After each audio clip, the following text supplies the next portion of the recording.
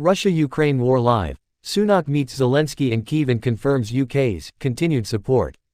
5 people were injured in a Russian strike on a humanitarian station in southern Ukraine, a senior aide to President Volodymyr Zelenskiy said.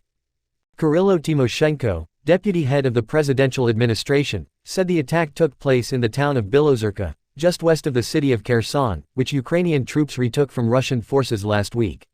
He said the center had been handing out bread, Reuters reports. The United Nations has said more than 16,000 civilians have been killed since Russia's invasion. Moscow has denied targeting civilians. Moscow has not officially contacted Kyiv about peace negotiations, but Russia would have to completely withdraw its forces for talks to take place, a top Ukrainian official has said. Andriy Yermak, the Ukrainian presidential chief of staff, said, "We have not any official application from the Russian side about negotiations." He added that any talks not based on Ukrainian sovereignty and territorial integrity within the limits of its internationally recognized borders are not acceptable, Agence France Presse reports. Yermak added, "The first steps it's necessary to do from the Russian side is to withdraw all Russian troops from Ukrainian territory." He was speaking in English via video link at the Halifax International Security Forum, which is taking place in Canada. His remarks come a day after Ukrainian President Volodymyr Zelenskiy dismissed the idea of a short truce with Russia, saying it would only make things worse. Updated at 11:25 est 10:49 est. My colleague Lorenzo Tondo has the full report from Rishi Sunak's surprise visit to Ukraine today.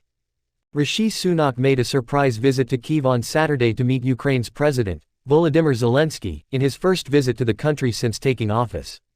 Zelensky posted a video on Saturday showing him meeting Sunak in the capital. "During today's meeting, we discussed the most important issues both for our countries and for global security," he wrote on the Telegram messaging app. A No. 10 spokesperson said, "The Prime Minister is in Ukraine today for his first visit to Kyiv to meet President Zelensky and confirm continued UK support." Following in the footsteps of Boris Johnson and Liz Truss, Sunak has pledged that UK support for Ukraine in the fight against Russia will remain steadfast. The Prime Minister, who has spoken to Zelensky on more than one occasion since entering Downing Street, used his appearance at the G20 this week to join with allies and other Western leaders to condemn Vladimir Putin's invasion.